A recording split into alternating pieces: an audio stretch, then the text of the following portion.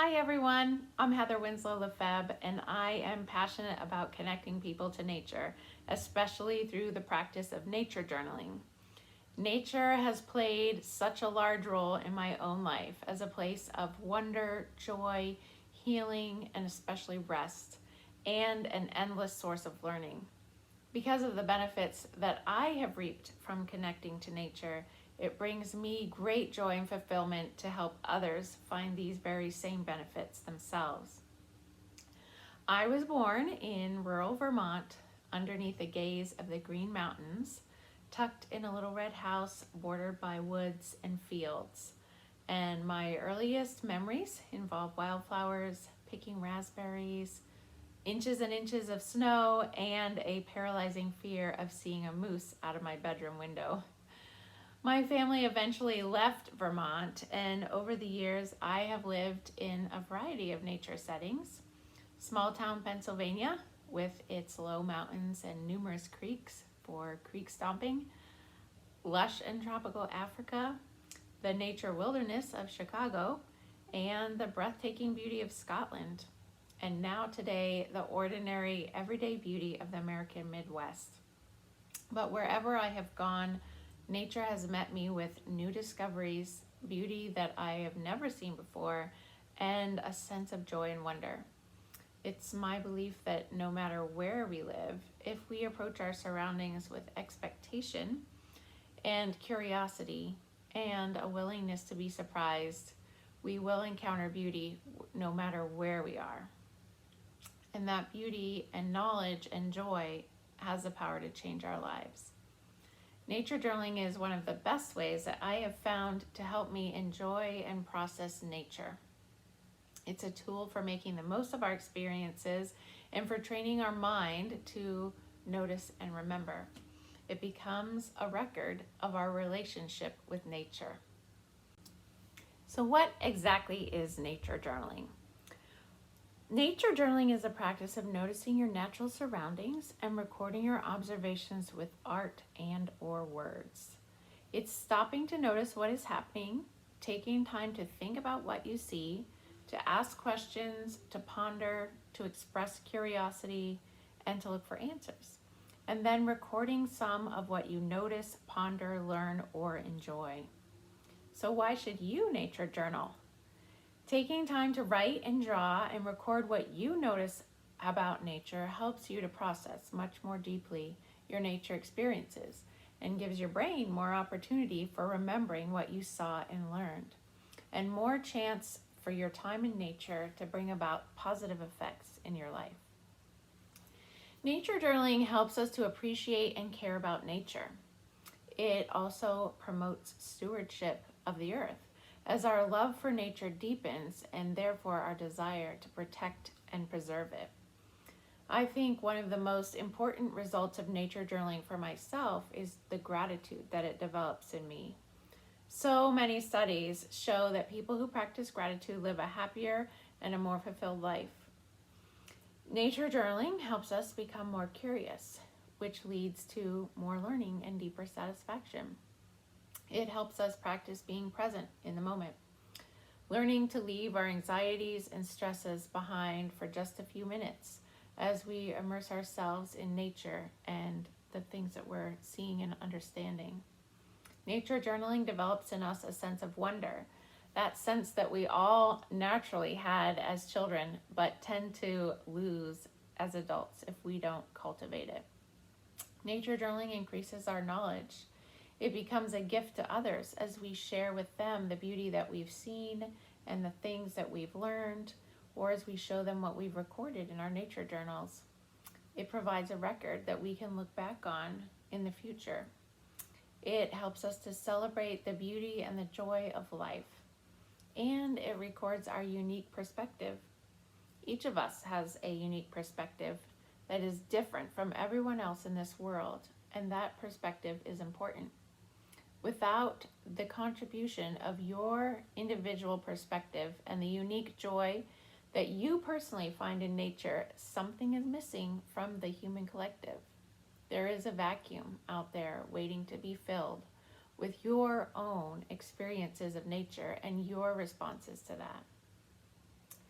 You might consider writing a short nature journal manifesto to focus your mind on the reasons that you have for nature journaling, just to remind yourself of why this is so important and why you're taking time out of your daily life to do this. So, my nature journal manifesto involves 4 things. I nature journal because I want to be more aware of the beauty that surrounds me. I want to keep a record that I can enjoy and share with others. I want to grow in wonder and awe and gratitude for this universe that we are privileged to live on. And I want to be motivated to steward well this planet.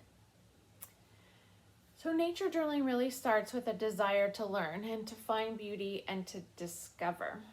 It will be your hunger for beauty, your curiosity for knowledge, and your wonder at the world around you that pushes you to develop these skills that you need for the nature journaling practice.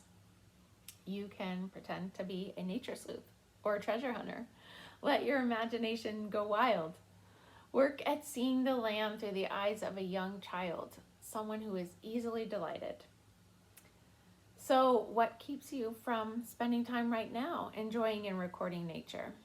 For most of us, it's the time factor, and we are already pulled in so many directions. But somehow, most of us figure out how to make time for what is most important to us. And if you feel that nature journaling is important to you, you can find a way to make it work. Maybe you can set aside an hour on the weekend or 30 minutes on a weekday before you start work. Maybe while you're waiting with a child at a soccer practice or a music lesson. Maybe it's twice a week, once a month. Maybe for now it's only when you go on vacation, once a year. Think about how you can incorporate a regular practice of nature journaling into your life, because I think you'll find it has many benefits. Maybe your biggest hindrance isn't time, but fear. Fear that you are not artistic enough, that you're not good enough, that you won't have anything to say, that others are better at this, that what you make won't be pretty. Don't let these fears stop you. Everyone has these kinds of fears. Everyone has to fight against them. Everyone has to choose not to listen to those fears.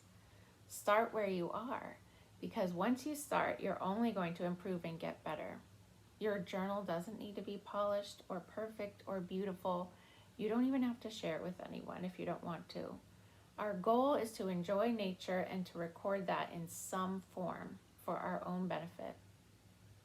So overcome your fears about doing this right. There is no right method. It's purely a case of, did you record something or did you not?